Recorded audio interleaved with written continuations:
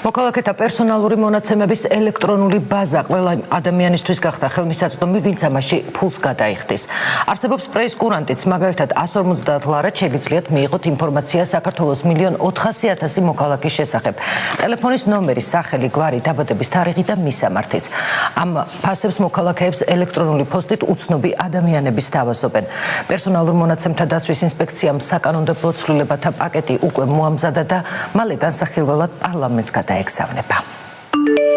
Შეიძინეთ ტექნიკა ყველაზე იაფად ჩვენს მაღაზიებში. თქვენ პრაქტიკულად ვერ ნახავთ ისეთ ადამიანს, ვისაც სარეკლამო შინაარსის SMS-ი არ ქონდეს მიღებული. ამის მიზეზი კი ერთია. თქვენი პერსონალური ინფორმაცია ამ შემთხვევაში მობილური ტელეფონის ნომრები ერთიან ბაზაშია მოქცეული. ამ ბაზის შოვნა კი დღეს შავბაზარზე ძალიან მარტივია. მისი პერსონალური მონაცემები, რომ ყველასთვის ხელმისაწვდომია, დათო ჯაიანს არ მოსწონს. ამბობს, რომ რამდენიმე კვირის წინ ელექტრონულ პოსტაზე შეტყობინება მიიღო, სადაც მოქალაქეთა პირადი მონაცემების შემცველი ელექტრონული ბაზების შესყიდვა უცნობმა მასაც შესთავაზა. რა თქმა უნდა, ეს უკანონო არის და რა თქმა უნდა, ეს არის ძირითადი რატომაც მე დავინტერესდი ამ საკითხით და მიმართე კონკრეტულად პერსონალურ მონაცემთა დაცვის ინსპექტორის აპარატს.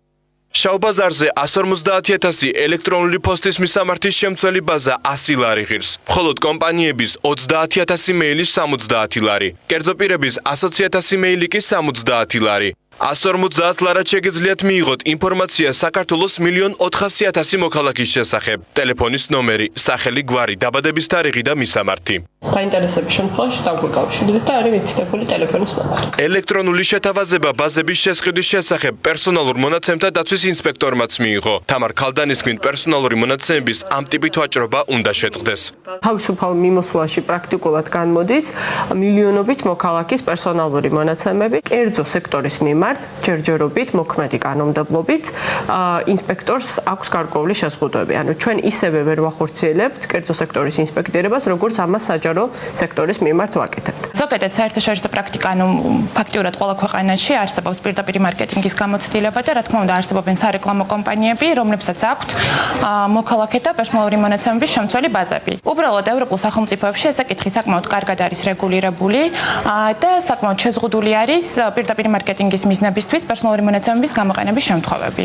ახალგაზრდა იურისტთა ასოციაციაში პერსონალურ მონაცემთა დაცვის შესახებ კანონი მოსწონთ, თუმცა ამბობენ, რომ ის დასახვეწია. ამასთან დაკავშირებით კვლევა ჩავატარეთ, ზოგადად თვითონ ინსპექტორის დამოუკიდებლობასთან დაკავშირებით, რომელსაც უახლოეს მომავალში წარუდგენთ საჯაროდ.